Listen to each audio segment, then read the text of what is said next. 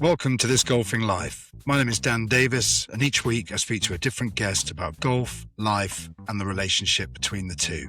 I have an identity crisis with golf clubs because I've spent my life sneaking onto them and trying not to pay. And so having to do an actual interview and join, I do have terrible imposter syndrome.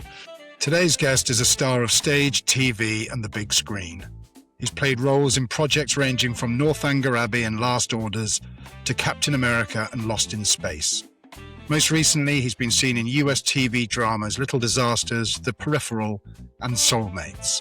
When there's no one on the course, could you just let us through? You know, I've been waving, I know you see us, and they just said, we paid our dues, this is our course too. And they drove off, and then I heard one of them do a really bad English wanker at me. So I politely told them that their accent was fucking terrible. Which they didn't let us through. But you've always been quite anti-establishment, haven't you? Let's face it. It's funny, you're not the first person to say that, but I think I'm the opposite. I get on with everyone, except a certain sort of middle-aged male golfer. Having moved home to London from LA, he appeared in Nicholas Hytner's acclaimed production of Midsummer Night's Dream. He's currently treading the boards in Relics at the Lyric Hammersmith Theatre. One of the most extraordinary things happened in the practice round. I was on a bus, they take you bus to a practice round, and I was sat next to Ruud Gullit. And he very sweetly said, do you want to play a practice round with me? I was like, oh my God, yeah. He said, I'm playing with a friend. So we get onto the first tee, Johan Cruyff. I didn't, and they're both talking about World Cups. And they both start telling me, when you get to the first tee, there is nothing more frightening than the first tee at the Dunhill. He plays off a bogus handicap of 5. So welcome to This Golfing Life, Mr. JJ Feild. It's very good to see you. How are you? I've got some first tee nerves here. Why? Because you know me too well. I can't put on a facade. I really love to go into some of it. I really would. So you're back in London from LA. What did you come back for? Other than to play golf in the British Isles, which is the home of the very best golf courses on the planet. Is there another reason? I reckon there might have been one that was slightly more professional. There might have been a couple of political reasons. No, we were accidentally in America for 15 years. It wasn't meant to be 15 years. And then, you got kids. There's this sort of gap between schools, and it was now or never. And I just missed home. I was homesick, What did you miss about home most? Weather. Strange, isn't it? Everyone moans about the weather. I spent my first winter going, rain. Because I was in Los Angeles, and it's just, what's to complain, isn't it? It's golf every day of the year, which was good for my handicap. My handicap is going north since moving back, but LA was lovely. But it's like, imagine moving to a holiday resort. It feels great for a month or two, and then you go out of your mind. Yeah. And when you say your handicap is going north, is that because it's a slightly bogus handicap system in the US? Because I've played golf with you for about 20 years, and your handicap has never even closely approximated your true playing ability. So let's start off with what your handicap is, and then let's really unpack that. Well, right now, I believe it's a 5.4. Okay. Which I think is pretty fair. Actually fair. I haven't shot in the 70s since probably October. So it's quite a fair handicap, I think. Where have you been playing, now that you're back in London, where have you been playing your golf? Well, controversially, I've actually only joined my first ever golf club at age 47.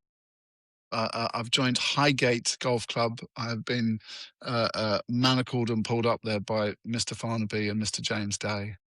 Two names that crop up quite a lot in this podcast, I'm learning. Oh, exactly. We're gonna see some crossover and some old school competition. It's also next to my kids' school, so the idea was to have those lovely long summer evenings playing 9 holes with my kids. But it really just means I can drop them off at school and go play. But also it means actually long summer evenings playing 9 holes with a bunch of absolute reprobates that sit outside donning, doffing the Chardonnay and getting tucked into the beers. It's a good social scene up at Highgate, isn't it? I hear, yes. I hear. There's these tables outside. I hear. Well, I have an identity crisis with golf clubs because I've spent my life sneaking onto them and trying not to pay.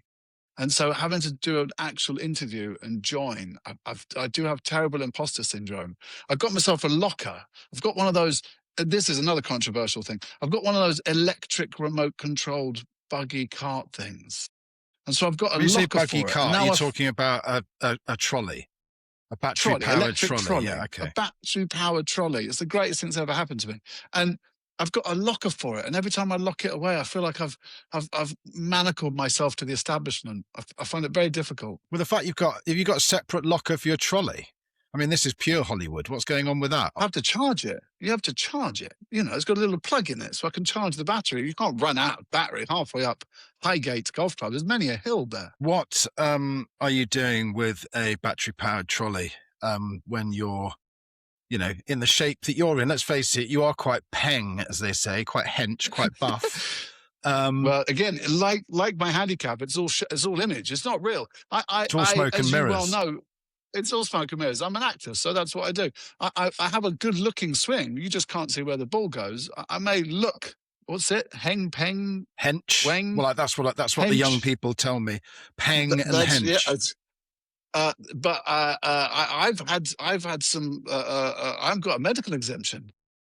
Me and Tiger. I had some discs replaced, so I enjoy remote control my trolley rather than lug my bag. When you say medical exemption, what does that actually give you at Highgate Golf Club? Does that give you the freedom to use a buggy in competition like Casey Martin, or Well, I've got to check that. Next competition, which is coming up soon, I'm going to check that. What it means basically is for about 95% of the year, due to the weather, it says carry only, no trolleys allowed, except for hench bandit Feild, who can use his electric trolley dolly. That doesn't surprise me at all that you found a way round the system, having been a member for what? 6 months, something like that, even less, and already you're invoking medical exemptions to be able to give yourself an edge. I got a complaint on day one. Sorry? I got a complaint on day one. Someone took my name on day one. I'm not surprised. I mean, you were the only person parading round a waterlogged golf course in a 4-wheel drive electric trolley. Probably churning up the fairways and probably waving your medical exemption as you went. While slapping at 320. Yes, exactly. No, I don't slap at 320 anymore. No, this is my thing about golf clubs. Is it in America?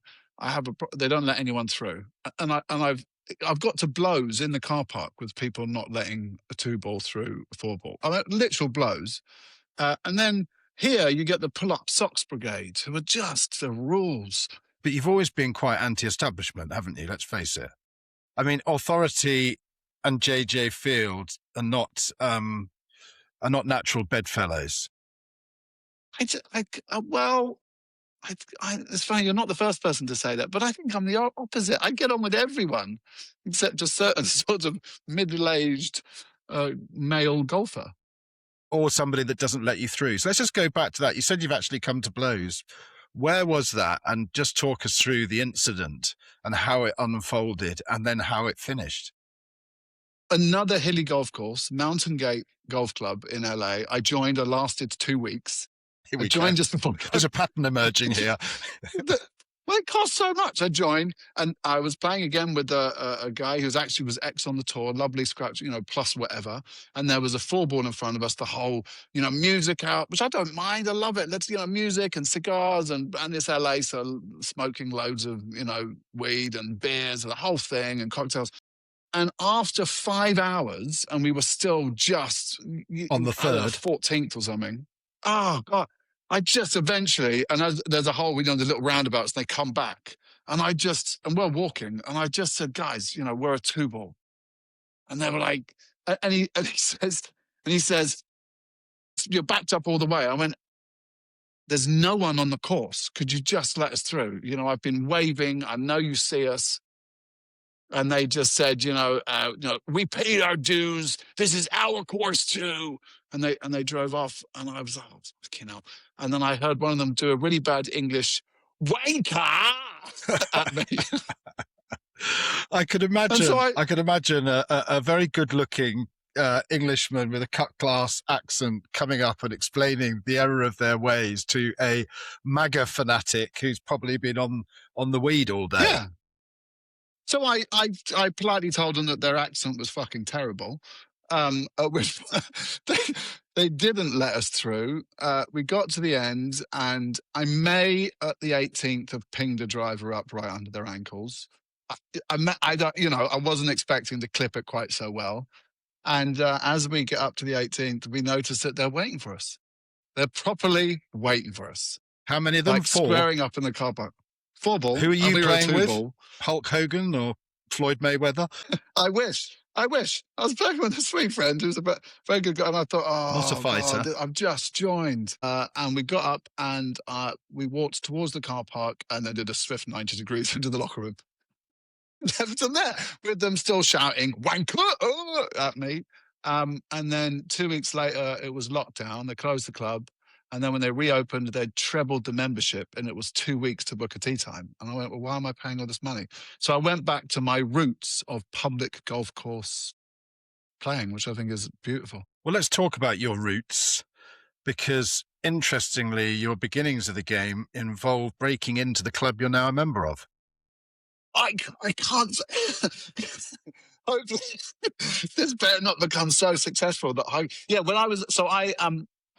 didn't grow up around the world of golf or affording the world of golf, and there was an old set of golf clubs in my attic.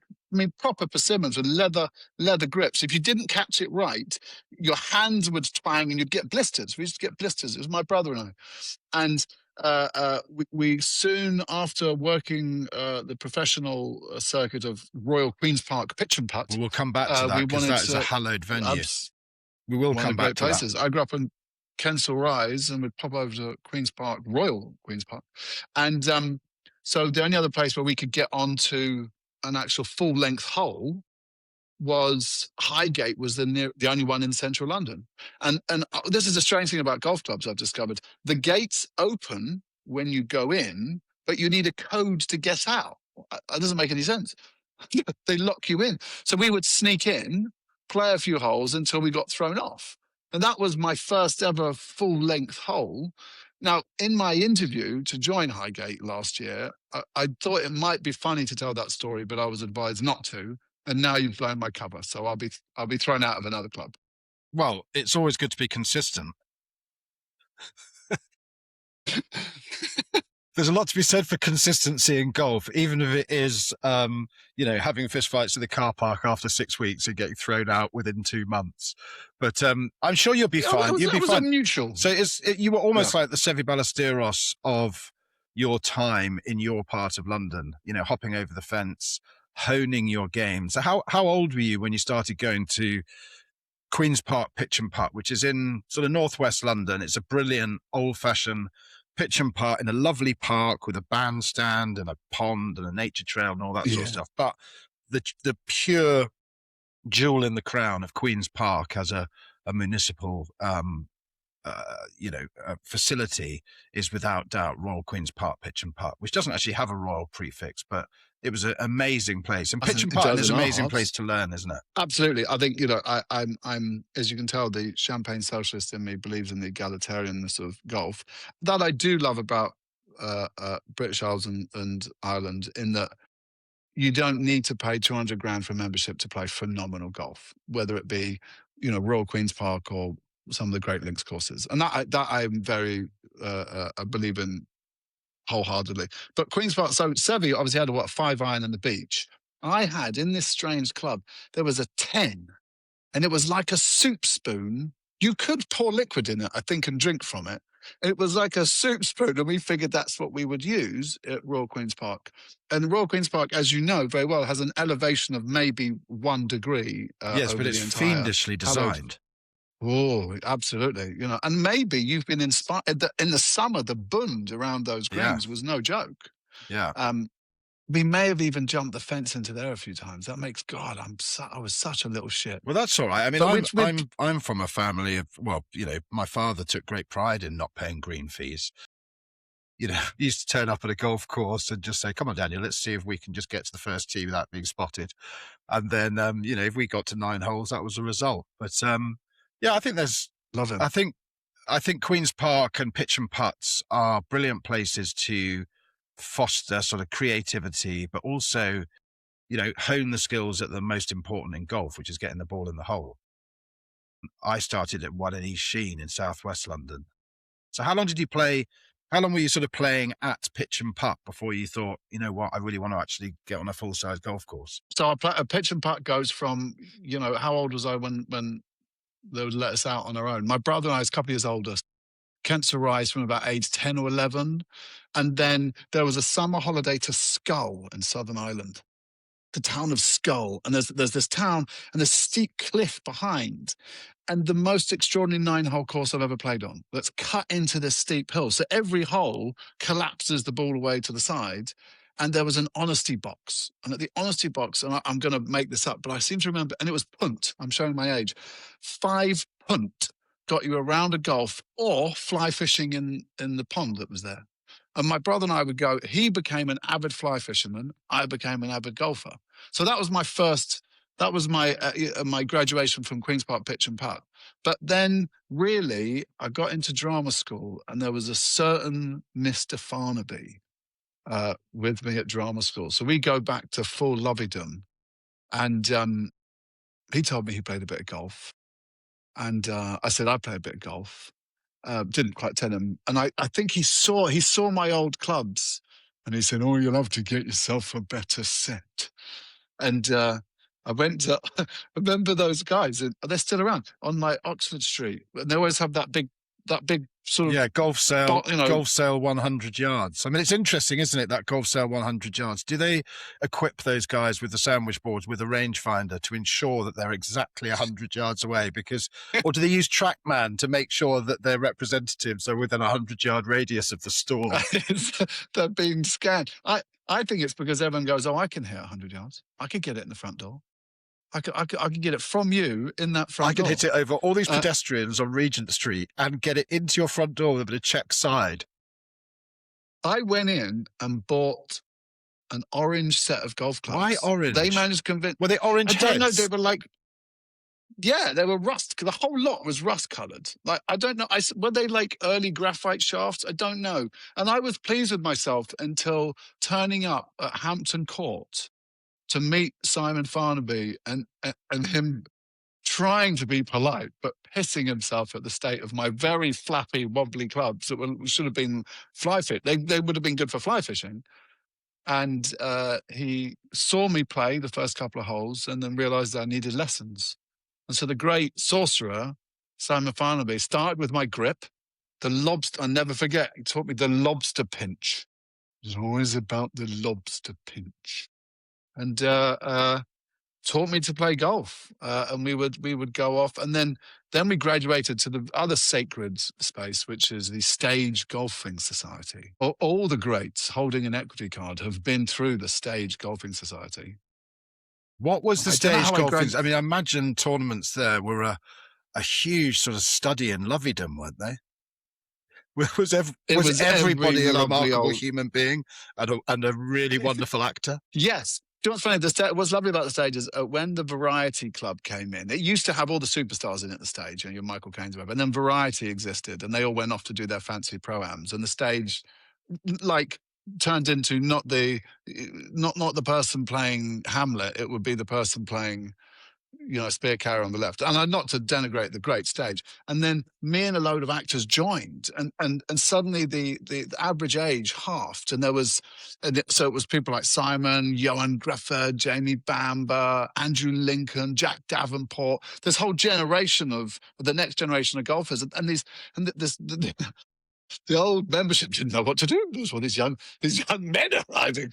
And I remember the first tournament I played, and it was at Richmond. There's lots of courses we can play, which is, again, incredible. And Richmond's the one outside the park. It's the private club rather than the municipal courses. The lovely one. Yeah, it's very nice. the club is the sort of Henry VIII's hunting lodge. Is extraordinary, and then also Sandy Lodge up in the north. But I played my first tournament there, and there was this very old gentleman, and it's a very tight course, Richmond, and I'm trying to slap it around, and I could have thrashed him. He played off 18 or something, and he hit a 7-9 down the fairway. He absolutely beat me. I mean, destroyed me. I think he beat me 7-6. I mean, ridiculous. Or 6 and 7, what it was called. And he said, Not 6 well, and 7. you're He beat my you 7 and 6. 7 and 6 6. and 7 And he said, doesn't work. You've still got a 6 and chance. 7. You're still in the game. He said, yeah. And he said, oh, well, you're my puppy now. And I went, what? And he said, well, that's how much a puppy used to cost, 7 and 6. But I love the stage, and I'll be forever grateful at the stage. And I've got to get back more. It's a long way away from North Who London. was the most famous name in the Stage Golfing Society when you joined, or still there? Because even I got in at one point. Ronnie Corbett. Ronnie Corbett. Come on. Did you ever play with Ronnies Corbett? were there. No, but the story was that his house was on the course, and he would come out. I'd seen him. I'd never got to play with him, but I'd seen him. It was an exquisite thing. Presumably not from a distance. And the Bund at Richmond gets long in the summer. You'd get lost. You'd need one of those mirror things, like looking over a crowd. Periscope. Yeah, no, it was good. Richmond was good. It was lovely, and we had quite a lot of games there. So what was that crowd like you mentioned that came into the Stage Golfing Society, and what kind of golfers were they, or what did golf reveal about the likes of Andrew Lincoln and Jack Davenport that perhaps you might not see from chat show appearances and things like that? Well, we've all grown up a lot. I was definitely a club breaker, and we had a rule called a paddy, where if you threw a club or snapped a club or you were forced to have a paddy. Which, I mean, for me, which was to drink 2 fingers of paddy whiskey, because apparently that would calm you down. Which only made it worse. So by the end of the course, you're ruined and the clubs are smashed. I'm very proud to say that I have not had a drink in 17 years, and I have not broken a club in 17 years. So those days are long, long gone. But Dan, you have played with me in those former days when there was alcohol involved. Yes. And I believe it was a very different JJ golfer as it was now. And I'm very proud to say I prefer the me now, but you sadly have seen. Well, no, not sadly. I mean, then. it was very entertaining. There's no doubt about it. I think we first met when myself, James Day, and David Ford, aka Fordy, organised a thing called the Cabbage Patch Masters, where we took 2 coach loads from Urban Golf in Soho to a hired pitch and putt course in Kent, where we'd set up a marquee, had bins of beer all around the course and music and a barbecue and all that sort of stuff. And everybody was absolutely plastered by the time they got there. Not least your good self. And you came with Simon Farnaby, I think, and a couple of others. Yeah. And that was where we met, I think, wasn't it? Or no. Yeah, and then we played, maybe it was before, but we also played at the Dunhill Links in 2007. That was before the Dunhill Links. The Dunhill Links, we had met during then and played some wonderful golf, and then played at Richmond. And then, just out of pure luck, were paired together at the Dunhill Links. Yes. I mean, this was a marriage set in the stars. 3 days of competition. I mean, I remember getting up there on the Monday because we had the whole week, and you had practice rounds on all the courses. So you played practice round on the old course, Carnoustie, Kingsbarns. You could go on the. We didn't do many practices together, though. No, you were tuning up. I think tuning up at the bar, probably. In fairness, I had my mate Marky T, one of my best mates, on the bag, and he played practice rounds with me because we sort of got him on. And but who are you paired with? Who is your pro? An Australian. Do you know Scott Burns or Scott Barnes? No, it was Kurt Barnes. Kurt Barnes. Kurt Barnes. He was a wild man. I met him it was a wild man. 9 birdies, 9 bogeys at Kingsbarns. He extraordinary. And I met him at the opening night bar, sort of gathering event. And he said, "I've never been outside of Australia before. I think I'll drink through the jet lag." Well, it's my kind of man. I mean, they knew who to pair me with. One of the most extraordinary things happened in the practice round. I was on a bus, they take your bus to a practice round. And I was sat next to Ruud Gullit. And he very sweetly said, do you want to play a practice round with me? I was like, Oh my God, yeah. He said, I'm playing with a friend. So we get onto the first tee, Johan Cruyff. I'm like I didn't, and they're both talking about World Cups. And they both start telling me, when you get to the first tee, there is nothing more frightening than the first tee at the Dunhill. They were like, forget a World Cup, forget it. It doesn't mean anything. First tee at the Dunhill will be the most frightening moment of your life. And I kind of blew it off. And in front of us playing was this young kid in those tracksuits that look like they're made out of towels, kind of fluorescent tracksuits, with a giant curly afro and a huge entourage, the then Rory McIlroy. Yes. And it was the most extraordinary time. And I sort of laughed off this first tee terror. And then you and I don't remember, it was actually, I think it must have been our second round. Second round was at Carnoustie. We played first round at Kingsbarn, second round Carnoustie, third round at the Old Course. I remember going to the Old Course first tee, and there's that little practice green right there, isn't there? And then you wait for it to be called up. And then the voice comes out. And on the first tee, JJ Feild. Hold on, is this a typo? Yeah. And I got up there, and there's the bandstand, the easiest golf shot in all of golf. You've got 3 fairways width in front of you. And I couldn't balance the ball on the tee. So I had to squat down. I couldn't lean over. I had to squat like an amateur to get to the ball on the tee. It's just, and I took out a 3-wood and I just p-rolled it. That is the place to p-roll it at the Old Course. But I remember just to that point of, Hullett saying you're never more nervous than on the first tee. And the amazing thing about the Dunhill was being in the minibuses or the coaches on the way back to the hotel from rounds, and everybody's talking like excited juniors about their round. And you realise you're talking to Kelly Slater or Bobby Charlton or Shane Warne or, and then you're on the practice ground, sort of like hitting those beautiful pyramids of pristine Pro V1s, and then you turn around I'm stealing them. I'm filling my bag with those. But like, you've got Steve Waugh there, or you've got a South African rugby international, or you've got Bill Murray. I mean, I just remember the first night we got there, I think we played a practice round at Kingsbarns, me and Marky T, and we went into that incredible tent by the 17th green on the road hole at St Andrews, which was the sort of HQ, wasn't it? It was like the party centre, it was the dining room, it was the sort of player and guest hub. And we just met Bill Murray at the bar and just started chatting with Bill Murray, who was having dinner with Ines Sastre, a sort of Spanish supermodel. And it was like as though nothing could be more normal. And the amazing thing is that golf equalizes all that, doesn't it? It makes, even if you're the most experienced World Cup winning, European Championship winning footballer, standing on that first tee is a very exposing moment, isn't it? I've got a rather more graphic, hideous version of that, of going to the locker room at Kingsbarns and just all the young players, the pros, because I didn't realize it's the last chance for them to keep their card for the next year. So there's all these young pros trying to keep their card. And it just reeked of an annihilated bathroom. And there were queues for people lining up for the toilet. And I didn't realize that the nerves of a lot of the young players was as the same as us as amateurs, because they had to play well. They had one last chance to keep their card and therefore earn a living. And so there's an amazing tension up there. I don't know, nowadays I don't see as much of an eclectic mix of guests there, because I think it's become, I don't know, it seems like it's a bit more corporate, but there was a wonderful array there that time. Yeah, it was brilliant. I mean, everywhere you look, there was sort of Dennis Hopper, or there was, Bill Murray. And I think, that point you made, I played with Richard Finch, who is playing in the 5th RNGC Invitational this year, making his debut. And Richard Finch was in exactly that situation. He was struggling to keep his card. He had probably one more event after St Andrews. It was really last chance saloon.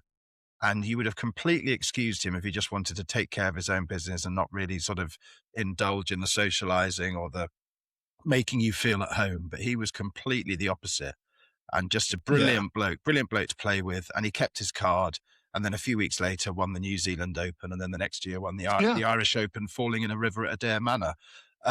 So, things can change, but you're right. It is It is an amazing event though, because it's sort of like being inside the ropes, isn't it, for a week? And that was also the last set of clubs I never broke one, because going back to James Day, he made me a set, and my false handicap. He made me a set of Mura blades, and I remember being on the first practice round, and a couple of players, howler, came up behind me and went, "Oh, nice clubs." The problem was I was probably a 12 handicap or something at the time. I can't hit tiny Mura blade the size of a butter knife, but I looked good. And I remember you telling me as well, listen, hold your finish. They can't see where the ball's gone. So I've kept that. And oh my God, I've got a beautiful finish and the clubs always look great. I'm not sure about where the ball goes. Do you remember that last day though? And we were very fortunate to play the third round at the old course.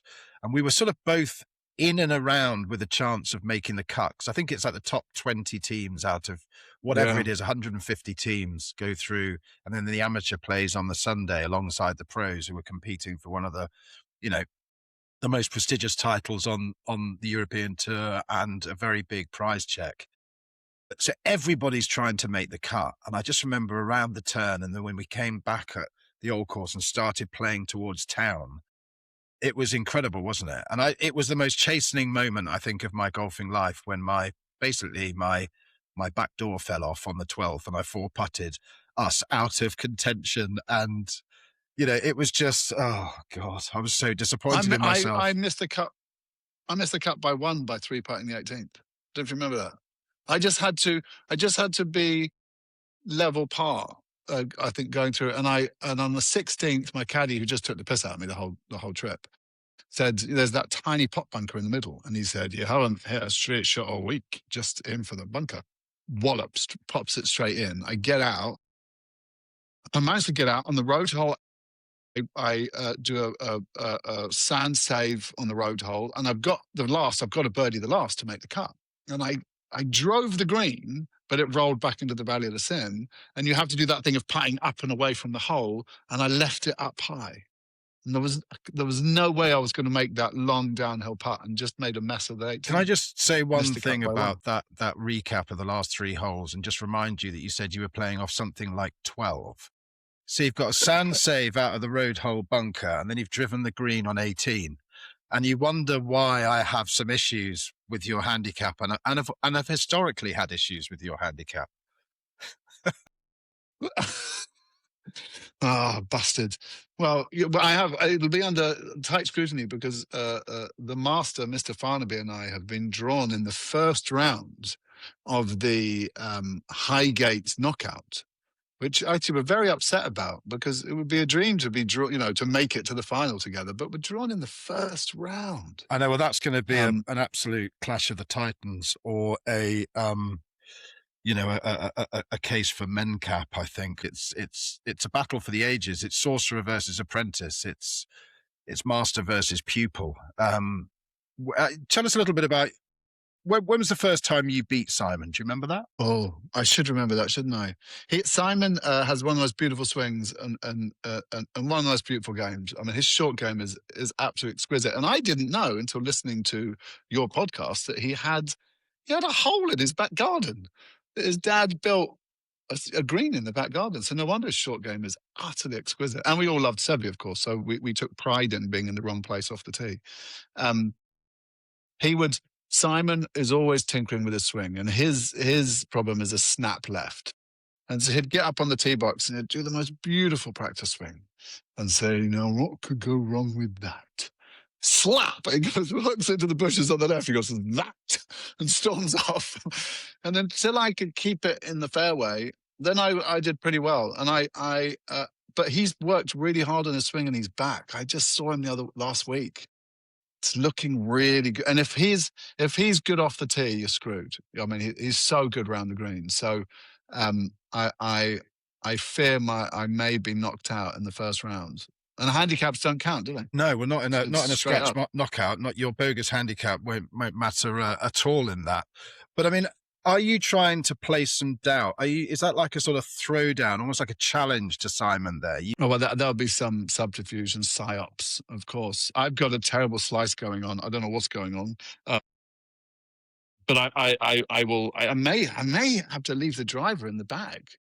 I mean, it's that bad at the moment. My irons are good. The driver is embarrassing.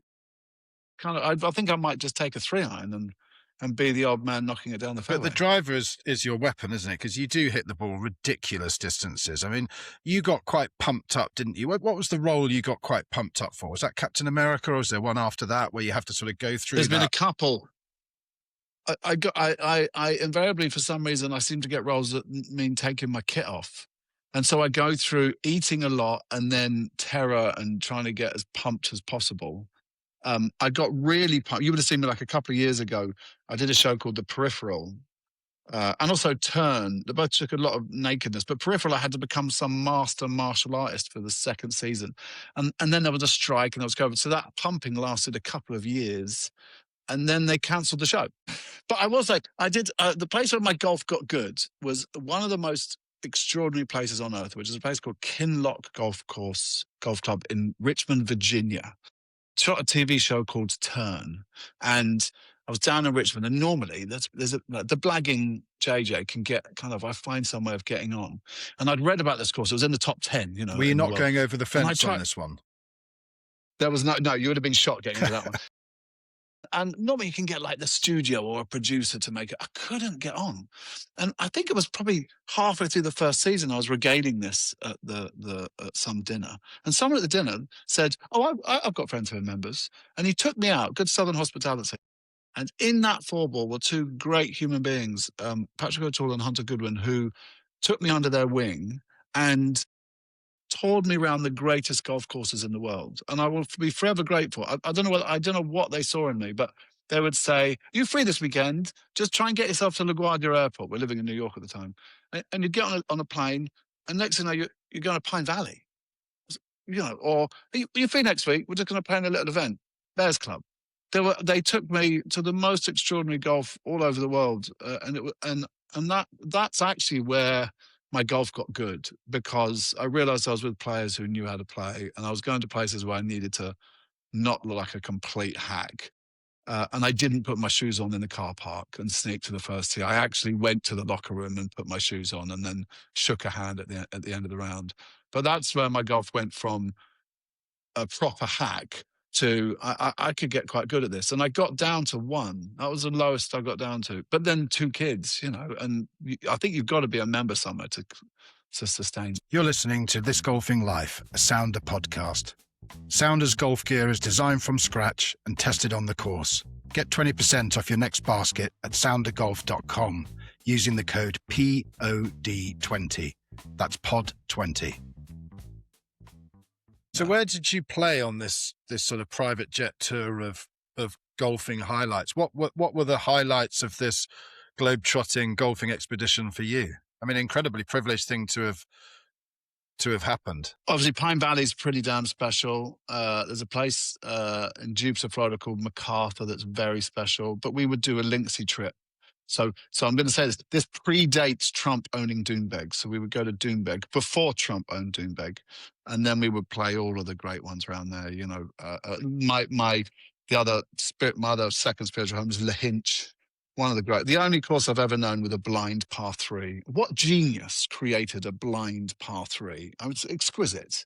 And we've got one this year at the RNGC Invitational. I've spent the last few days mapping out a possible routing, and it does include a blind par 3. I think that's evil genius, and I love it. And at Lahinch, they've got some lovely 9 holes nearby as well.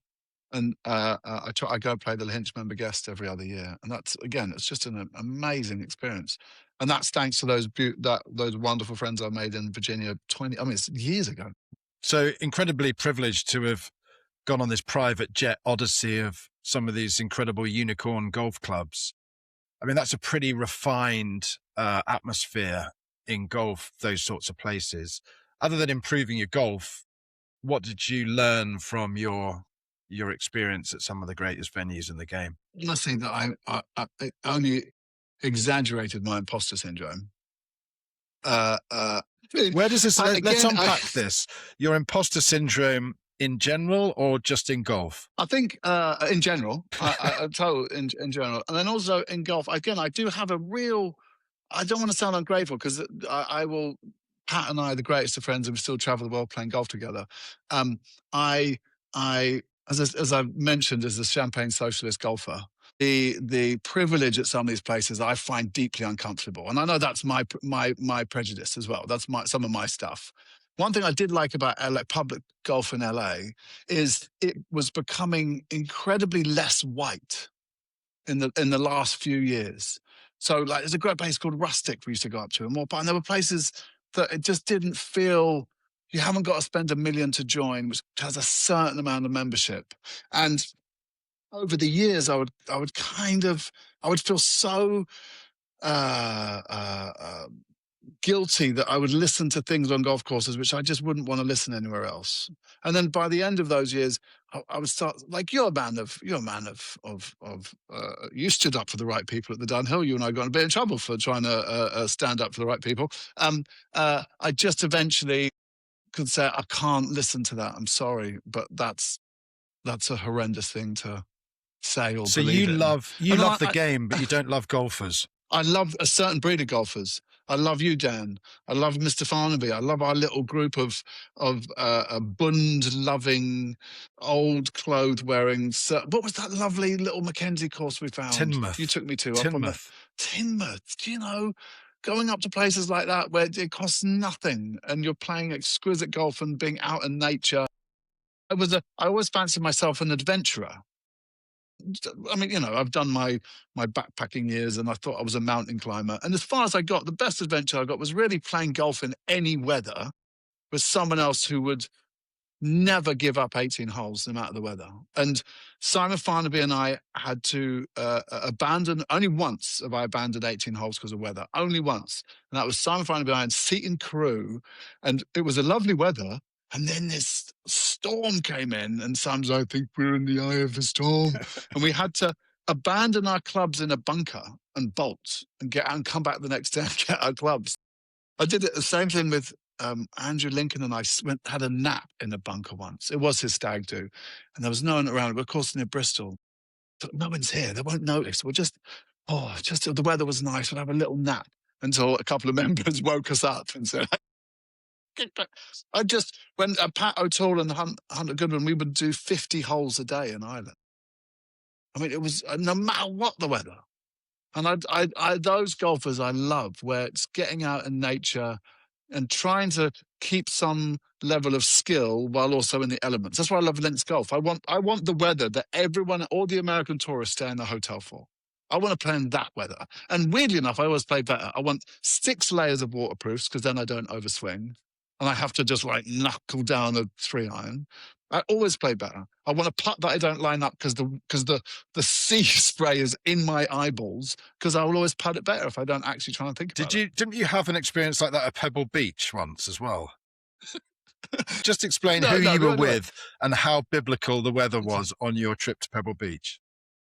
Went up for a little charity event, and the weather was so bad it got cancelled. And so a few of us, Jamie Bamber, Johan Griffith, who was the fourth, said, we haven't come all this way to not play the course. Are you fucking kidding me? And so we had to bribe some caddies to take us out. The weather was so bad, the waves were crashing onto the green. So you had to squeegee the green, like curling. The caddies would squeegee the green and we would putt behind the squeegee. And after you were soaked to the skin off the first tee. And we got to the halfway house, and Jamie, who wasn't fully dressed appropriately, sounded drunk. And we hadn't been drinking. And we think, he's got fucking hypothermia. So we got them to unlock the halfway house, and we were pouring hot coffee into his clothes to warm him up. And the legend sorts himself out and plays another 9 holes. So I've never played Pebble again. I've played it in the weather that you can't actually putt the greens, but I'm going to play 18 holes. I mean, there was seaweed the whole of the 18th. That lovely, beautiful, was completely covered in seaweed, and the waves were crashing onto you. But you completed the 18. Yeah.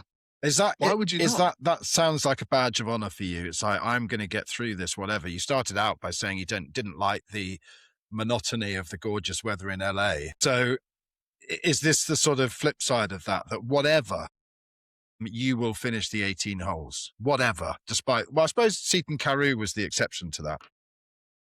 I know. I think Simon and I need to go back and finish that round. I am equally as excited on RNGC as I am at Pine Valley, and I mean that with all. I've been down there. I've raked grass with you. You know, I what you've done there is. I mean, it's like you were around Queens Park around the same Yeah, time. It was you create this special build it and they will come. You are Kevin Costner. sure how I And feel when I'm a about that. ghost, I will. When I'm a ghost, I will come out and haunt you from the bund. I just wanted to come back to your driving, which is something you definitely won't be able to do. RNGC is fully JJ proofed in that sense because it takes the driver out of your hands. When we played at Teignmouth the other summer, it was like me playing by myself because you hit the ball so far, we might as well have been on different holes in different groups.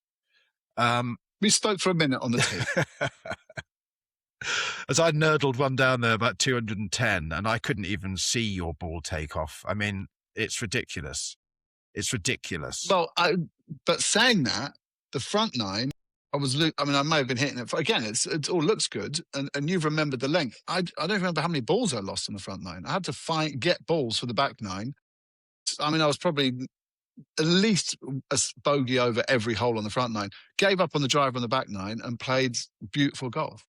I have no mental game and I have zero course This management. is very true. You have zero mental game and even less course management. If you had a scintilla of either, you'd be quite dangerous. Did you find when you bulked up for roles, and you talked about, you're much bigger than you were when I first met you, did that have an impact on your golf, or did you have to sort of change anything because you got bigger, or did it give you more distance with your clubs? It gave me a little bit more distance for sure, but it actually improved my golf hugely. And that's because I've got too many moving parts and I break down way too much. I mean, my arms, there's no straight arms. I'm all like an octopus hitting a ball.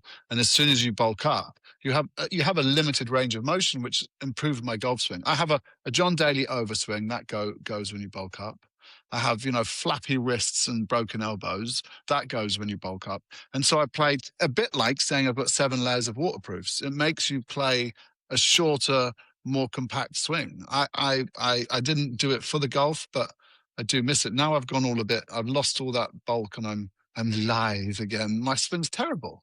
I've lost But it. you always liked hitting it absolutely, Miles. You definitely, for you, it was always the rock and roll rather than the artistry. So when mobile phones first came in, I remember Simon took great joy in recording my face at ball of contact, and he still does an impression of this sort of pop high explosion. I've tried to be calm in the face, but at contact, there's definitely a sort of every time that we hit the ball. I try and swing gentle, and it's partly because I'm trying to get outside to in, and for some reason, trying to drop down and get in, my brain says swing as hard as you fucking can because that's the only way to get inside. And have you had back on swing plane? Which did you have lots of coaching in the States? Have you had coaching? Have you worked with a mind coach? Has anybody tried to access your psyche? Golf is not a game of perfects. Dr. Bob Rotella was the Bible for all of us for many years. Andrew Lincoln gave me that, I think, and that was obviously the Bible for a while. When I had my spine surgery, I didn't know if I'd ever play again. When was that? And I was introduced, I was about 5 years ago. It's not long ago. No, longer than that. Oh my God, longer than that now. We're in New York. So, I don't know, but 8 years ago, something like that, 7 years ago. And I was introduced to and again, through the lovely friends of Virginia, sent me out to play with some people at Piping Rock in New York. And there was a pro there called Sean Quinlivan. And he was working a lot with Mike Bender. And I'd asked him because I could barely move. I could barely walk again. And he kind of rebuilt my swing and trying to take the torque out my lower back. So much more of and that's also where like the Koepka-esque big lats, everything comes from the lats and from your center of your rib cage, lats and rib cage, and get rid of the big hip lag because you just snapped your lower spine. And so he rebuilt me up like that, and that's when I got really good. And then I got a text from Sean a couple of years ago saying, "Look at the view from my new job," and it was Shinnecock. Wow. So he's now the head pro at Shinnecock. So actually, I wonder if that's another. But I should be calling him. Should be I? really. Can I just Right ask you now, one question? What are lats? lats. They're the muscles Oh, down your right, okay, sides. yeah. You know, Tiger Woods was the first to go lat fantastic. You know, Woods was the first bulk up, wasn't he? Yeah, well, Everyone's all lats. Faldo was pretty big as well, actually. I mean, he post Right. Ledbetter became a sort of much bigger, sort of more muscular guy. So I'd almost suggest that perhaps Faldo was the first who really bulked up. But yeah, Tiger was definitely the poster Sides boy. and back. You know, under your armpits, and that's, I think, again, so you can control the mid body rather than be. You know, Conor Montgomery was the opposite, wasn't he? He was just loosey goosey. He was a giant fish and chips with the spaghetti arms going around it. You know, and that was one school of thought. You know. Yeah. So you came back to London. Tell us what you did. You were in a big theatre production. Yeah, I did. I did a all stripping, half naked, pole dancing. Again, get my kit off. I mean, I'm too old to be getting my kit off. Midsummer Night's Dream at the Bridge for Nick Heitner. It was a very, very special time. It was actually, we were trying to decide whether to come home, and we were trying to make the decision about getting back, and we had to make, because of schools, we had to make a decision on a day. And that day, I got a call from Nick Heitner to do Midsummer Night's Dream, and from Amazon to do the new Jack Ryan film. And it was just meant to be. So we literally made a decision there and then, put a house on the market, flew back to London and joined Highgate Golf Club. What's the best thing and what's the curse about being so bloody good looking? I mean, as somebody gets paid to put their clothes back on, you know. But again, it's imposter syndrome. I just compare myself to everyone. You know, look at all the other really good-looking Brits who are better golfers than me. You know, Matthew Good has won the Dunhill. Tom Holland has won the British Masters Pro-Am. They're all exceedingly good-looking and play scratch golf. You know, Dougray Scott is off scratch, and you know Dougray's off scratch. He told me 0.6, which is technically 1. If we're going to be picking hairs. Yeah. So you're looking, you know, not only the fact that these guys are good looking, but they've also got better handicaps. So there's the imposter syndrome right there. But you get mistaken for people occasionally, don't you? Oh God. The first half of my career, it was Jude Law. I'd walk down the road and I was at a premiere once in the Chinese Man Theatre in Hollywood. You know, the big fancy one to do the premiere. And in my defense, the crowd are on the other side of the street. And I'm walking up the red carpet. Again, I was only there because someone I knew was in it, you know. Suddenly someone in the crowd goes, "Jude! No! No!" And I turn around and go, no, it's not, I'm not Jude. And the crowd of thousands goes, "It's not Jude!" Boo, boo. And they booed me up the carpet. And now I get stopped as Loki. I was at dinner. I was at dinner. I get Tom Hiddleston. I was at dinner and a bottle of champagne comes over and says, "Mr. Hiddleston, we're huge fans, please take some." And I was having dinner with the great director Fred Skepti. And I said, "Sorry, I'm very about." "No, we'll keep that. Thank you very much." Well, I once got mistaken for a celebrity. It was in the food hall of Marks and Spencer's on Oxford Street, and I got a bacon sandwich from the same young lady every day for about 2 years. And she said, "Are you that guy from the TV?" And I was thinking, oh, she's going to say something really nice now. And she said, "That Scottish one." And I was thinking, oh, maybe it's going to be, I don't know, Gerard Butler or somebody like that. And she went, "Rabsy Nesbitt." Anyway, did you say the accent's a bit of a giveaway? I called her manager over and got her severely disciplined. But I suppose there are worse people to be mistaken for than Jude Law and Tom Hiddleston. Do you think they get mistaken for JJ Feild? I'd like to think they would get mistaken for JJ Feild, the only man to spell field with an E before I. But it's unfair. I bet they're not as good at golfers as you are, or as prodigious hitters as you are, even if their course management, despite the fact they don't play, might be considerably better. Yeah, exactly. Does Tom play golf? I see him plays tennis on telly, doesn't he? Does he a tennis player? I don't know.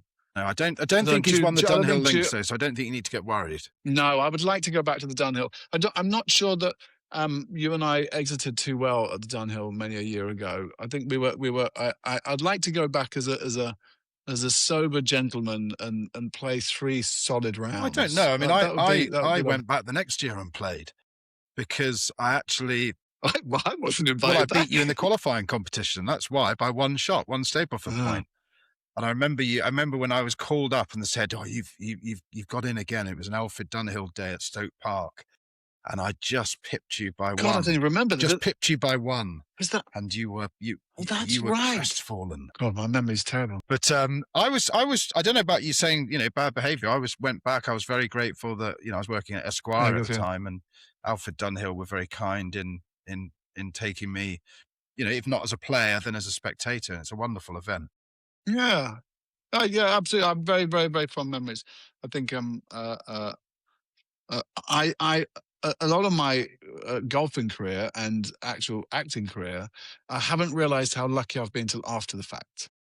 I had some early films I did very well, and I just thought that was normal. I remember going to Cannes and thinking that's normal because that's what you do. And then, of course, you beg to go back ever again. And the same thing, playing at the Dunhill or playing at, other extraordinary courses like the Pine Valleys, and thought, oh, well, I'll just go back. Oh no, I haven't been invited. Oh, okay. And I think I have been incredibly lucky, and I realize that now. And it would be lovely to return that and be some young actor I can take out to some memorable course. Do you have a card? Did you have a card in your hand at Pine Valley? A card? As in, did you keep score at Pine Valley?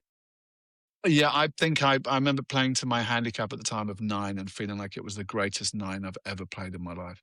The Pine Valley, America goes nuts for Pine Valley. I don't necessarily feel it's always number 1 in the world, and I don't necessarily understand why. There's a bit of a Sunningdale feel to it.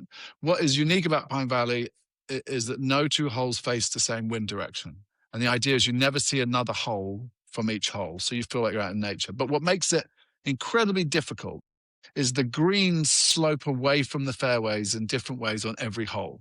So your tee shot has to be on the right side of the fairway at the right distance, otherwise you physically can't hold the green.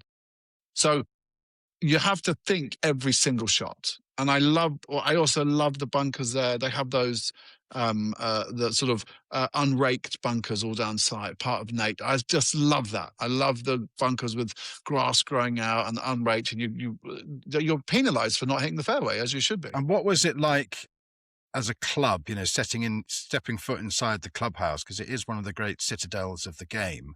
But as somebody who is as iconoclastic as you, whose natural instinct is to rail against authority. I mean, Pine Valley is almost the sort of bastion of just that. How did you cope with that challenge, shall we say?